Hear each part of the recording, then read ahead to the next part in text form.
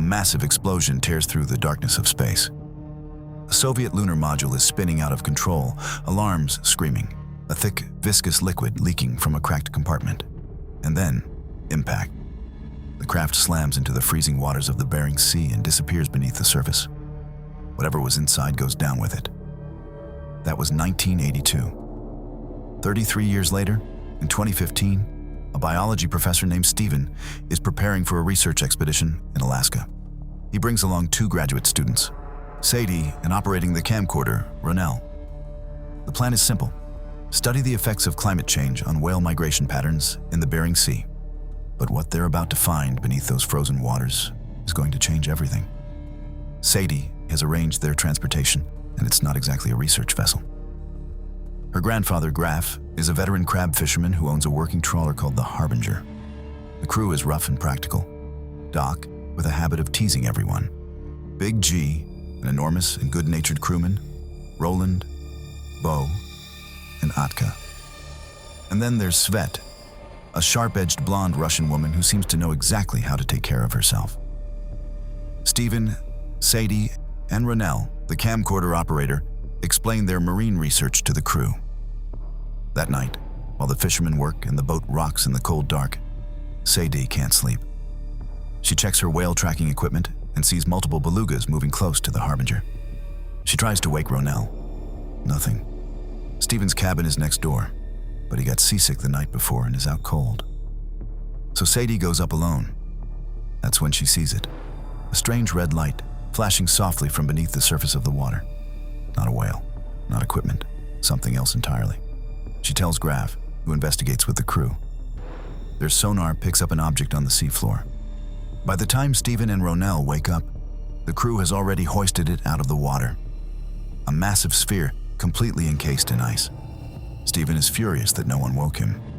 But as the ice is chipped away, layer by layer, something becomes clear. This sphere has been down there for a very long time. Sadie is the first one brave enough to climb inside.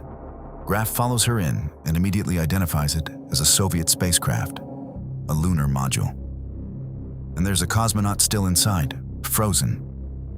Graf says the right thing to do is hand it over to the authorities. Stephen explodes with indignation. The Soviet Union doesn't exist anymore, so it belongs to the university. Graf shuts him down cold. Sadie found it, so Sadie owns it. The module stays locked in the hold until they return to port. Nobody is allowed to touch it. But that order isn't going to last long. An ice storm rolls in, forcing Graf to stop the boat and wait it out. Communications are cut off. No radio signal, no cell signal, nothing. And Stephen is still furious about the module. He corners Sadie and threatens her academic future unless she signs over the rights of the discovery to him. Bo sees it happening and gets angry. He enlists Big G to distract Stephen, blocking him with sheer size while Sadie slips away. She takes Svet with her to the hold to translate the Russian text inside the module. When Sadie removes the cosmonaut's helmet, she's immediately unsettled. The body isn't charred or burned. The skin looks wrong. She starts taking samples. Svet translates a word from the module's documents, something that could mean water bear. Sadie brushes it off in her rush to finish before Stephen catches them. But that word is going to matter very soon. Meanwhile, Stephen sneaks into the hold alone with his tablet and starts photographing the cosmonaut's body. Nobody notices the thing moving through the walls of the boat. Something slithers silently through pipes and passages until it reaches Roland's bunk. He wakes up and looks under the bed with his flashlight. A slimy, pulsating mass is there, bubbling and shifting in the dark. Roland barely has time to scream before the thing launches itself at his face, seizing him with tremendous force. Roland is gone. Up on deck, Graf is not convinced and says they're turning back as soon as the storm passes. But the problem right now isn't below decks, it's Stephen. Graf catches Stephen threatening Sadie yet again, this time with photos of the cosmonaut as evidence she exposed the crew to a biological hazard. Terrified of the consequences, Sadie caves and transfers all rights to the lunar module over to Stephen. Graf watches, furious but powerless. Stephen immediately starts ordering everyone around, seal everything, treat the module as his property. But when he leads everyone down to the hold to inspect it, the cosmonaut is gone. The frozen body, just missing. Stephen accuses Sadie of disposing of it out of spite. But something much worse is already starting. Sadie is the first to notice that Stephen is not okay. He's sweating in sub-zero temperatures, his breathing is wrong, his skin is beginning to twitch. She follows him outside into the snowstorm and finds him barely able to stand, scratching at himself desperately. She runs back inside to warn Graf. Then everyone hears the scream.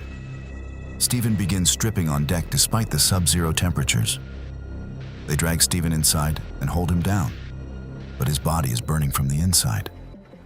His skin starts to change, and then, in front of everyone, 3 enormous structures rip through his back.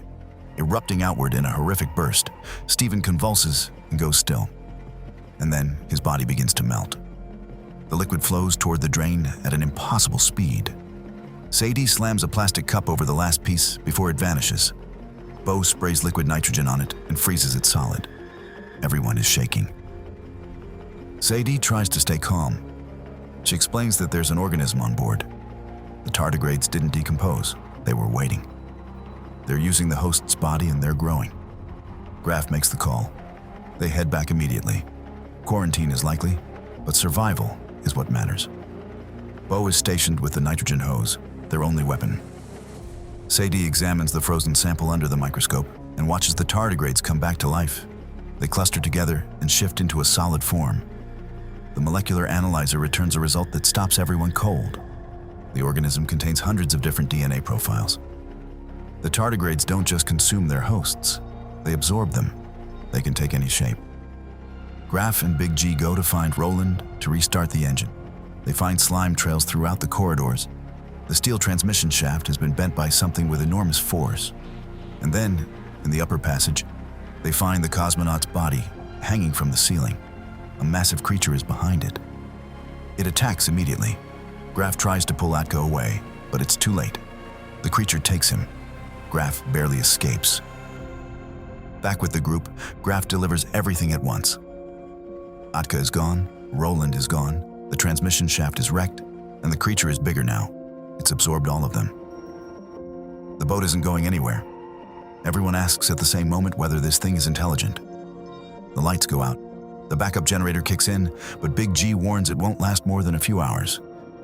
Bo teaches the others how to operate the nitrogen hose and figures out the creature must be in the engine room. That's the only place it could have cut the power. He leads the group in, hose ready. The room appears empty. They hear a wet, rhythmic sucking sound. They follow the trail and find a massive organism against the far wall, actively consuming a body. It shrieks and snaps at them as Bo unleashes the nitrogen jet. The creature is frozen solid. That's when they hear Ronell screaming for help. They run back and find Svet has locked Doc in a metal cage. She says he was sweating, a sign of infection. She wants to incinerate him before the organism spreads. Doc is in tears, swearing he's only sweating because he's terrified of her. The others try to take the knife from her hands. And then Sadie points at the cage. Doc is bent forward. The same growths that erupted from Stephen's back are now tearing through his. Svet was right all along. She raises the flare gun and fires into the cage. With Doc gone, the group's fragile trust is collapsing. Sadie goes through Svet's bag and pulls out military communication equipment. When confronted, Svet drops the act completely. She's a Russian spy. She boarded the Harbinger specifically to recover the lunar module. And now she explains what the module was really carrying. The tardigrades were a Soviet biological experiment, an attempt to engineer cosmonauts who could survive lethal doses of radiation. The experiment went catastrophically wrong. The Soviets want this covered up, permanently. She draws a weapon on all of them. Sadie looks at her grandfather and apologizes for pulling that module out of the water. Graf, in this desperate moment, finally tells her something he's been keeping to himself. His wife, Sadie's grandmother, passed away from cancer 3 months ago. He didn't have the courage to tell anyone. He still has her ashes. While Svet keeps the gun trained on the group, Sadie notices something. Viscous liquid is dripping from a pipe directly above Svet. She signals Bo with her eyes. Graf picks up on it and starts talking loudly. challenging whether the submarine is real, drawing every bit of Svet's attention as the rest slowly stand and fan out to threaten a collective rush. Svet suspects nothing until the creature is enormous and right on top of her. It lunges. Renelle grabs the gun that falls from Svet's hand, but the creature chooses Renelle. It swallows her upper body and drags the rest of her through the pipe. Just like that, Renelle is gone. Big G pins Svet down and forces her to say where the explosives are hidden. She tells him there are 2 in the engine room. Before she can reveal the rest, the creature appears right next to her and drags her off the boat. 47 minutes left before the detonation. The clock is ticking. Graf and Big G go to the engine room to retrieve the 2 bombs. Bo searches the rest of the boat, but finds nothing. He starts to think Svet tricked them. But Sadie has a hunch. The remaining explosives are in the bilge, a narrow space beneath the hold that only she is small enough to fit through. Sadie climbs into the bilge and starts carefully pulling the bombs free one by one. Above, Bo discovers something terrible. All the crabs from the night's catch, 2 full tons, have completely disappeared. The organism absorbed them. It isn't the size they thought. He calls down to warn Sadie. She looks around slowly and realizes the organism is everywhere in the bilge, all around her, inches away in every direction, spread through the walls and floor and ceiling. She drops the last bomb. It falls directly into the slime. Sadie holds completely still. With trembling hands, she reaches in and slowly retrieves it. Then she moves, inch by inch, toward the hatch above, where Graf's hands are already reaching down. He hauls her up just as the creature begins to stir. The moment Sadie clears the hatch, a mass of tentacles bursts upward through the floor. The thing is enormous and still growing. Sadie places all the explosives inside the nitrogen tanks. The cold will trigger the detonation. Big G gets the survivors moving with 15 minutes left.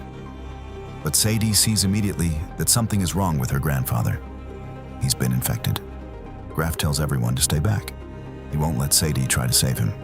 He sends everyone ahead and starts giving final instructions.